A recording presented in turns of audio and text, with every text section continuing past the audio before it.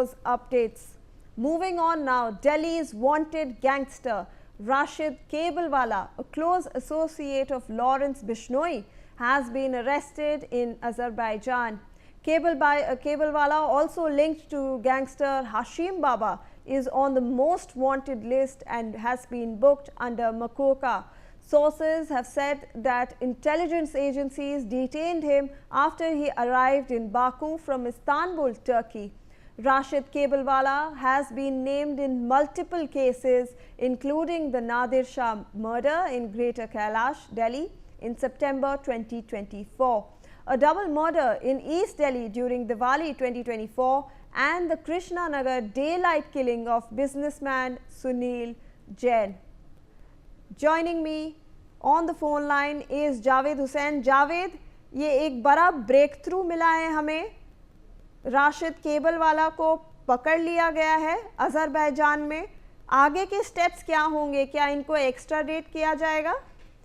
जी बिल्कुल, जो central agency है वो राशिद केबलवाला के लिए पूरी कोशिश और संपर्क में है अजरबैजान गवर्नमेंट से कि उसे प्रत्यार्पण करके एक्स्ट्राडिशन करके उसे इंडिया लाया जाए, क्योंकि अभी तक की जानकारी के मुताबिक जो सामने आ रही थी सुरक्षा एजेंसियों के हवाले से है कि राशिद केबलवाला को, जब राशिद केबलवाला जो कि वांटेड है, उस पर मकोका के केस हैं और वो दिल्ली के दाऊद कहे जाने वाले हाशिम बाबा का एसोसिएट है और गैंगस्टर्स लॉरेंस बिश्नोई के साथ इस वक्त अलायंस है और इस गैंग में लॉरेंस बिश्नोई के साथ वो शामिल है और वो लगातार दुबई, थाईलैंड और दूसरे देशों में लगातार वो फरारी काट रहा था। टर्की के इस्तांबुल शहर से जब वो अजरबैजान के बाकू शहर पहुंचता है तो वहां पर जो एजेंसीज हैं वो राशिद केबलवाला को अपने कस्टडी में लेता है। जब उसके डॉक्यूमेंट्स को चेक किया जाता है तो वो पूरी तरीके से कहीं ना कहीं संदिग्ध और इलीगल पाया जाता है। उसके बाद उसे हिरासत में ले लिया जाता है। अभी तक की जानकारी के मुताबिक उसे हिरासत में रखा हुआ या फिर उसे जमानत के बाद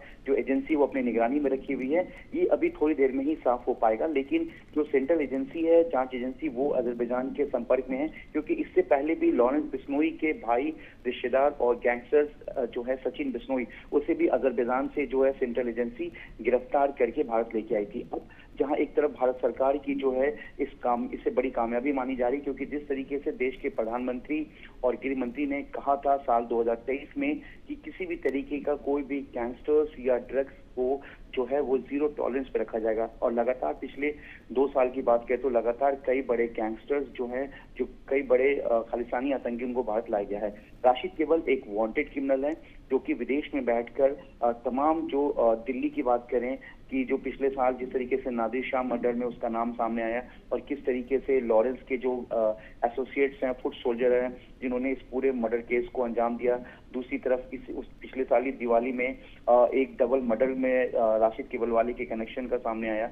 ऐसे कई बड़े केसेस है जिसमें राशिद केबलवाला एक्सटॉर्शन, मर्डर और सबसे बड़ी बात है कि गैम्बलिंग में भी राशिद केबलवाला विदेश में बैठकर पूरी तरीके से भारत में गैम्बलिंग को चला रहा था।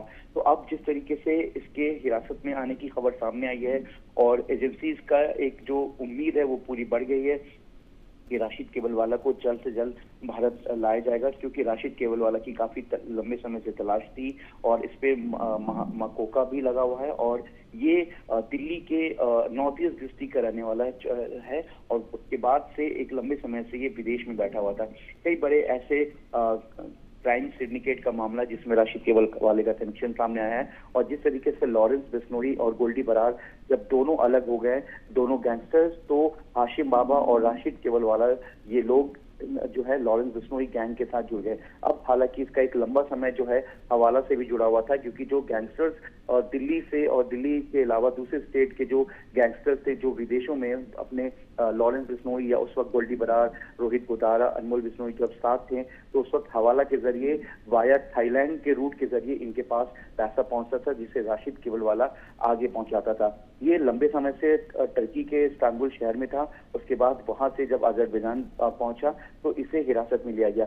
सेंट्रल एजेंसी लंबे समय से इसकी तलाश कर रही थी, इसे ट्रैप कर रही थी और एक बड़ी कामयाबी मिली है और ये भारत के मोस्ट वांटेड गैंगस्टर्स की लिस्ट में इसका नाम शामिल है। ये पहले एक पेशे से केबल ऑपरेटर था, लेकिन बाद में लगातार हाशिम बाबा के संपर्क में है। हाशिम बाबा इस वक्त दिल्ली के मंडोली जेल में हाई रिस्क वार्ड में बंद है और हाशिम बाबा खुद को दिल्ली का दाऊद इब्राहिम कहता है, और वो लॉरेंस बिश्नोई का जो दिल्ली और दिल्ली से सटे एनसीआर के तमाम जो क्राइम सिंडिकेट है उसे ऑपरेट करता है। और उसके शूटर अभी हाल में ही कई बड़े वारदात को अंजाम दिया, जिसमें साल 2024 में high profile murder case Nadir Shah का सामने आया था। इसके अलावा और कई एक्सटॉर्शन के मामले भी सामने आए, जब हाशिम बाबा के जो शूटर्स हैं उन्होंने दिल्ली के अलग अलग जगहों पे फायरिंग की वारदात को अंजाम दिया। अब सेंट्रल एजेंसी से बड़ी कामयाबी मान दी और ये उम्मीद जताया जा रहा है कि जल्द से जल्द राशिद केबलवाला को जो है सेंट्रल एजेंसी जो है खुफिया एजेंसी की मदद से जल्द भारत लाने में कामयाब होगी। जी, धन्यवाद जावेद, इतनी सारी जानकारी हमें देने के लिए। Moving on to other stories now, at least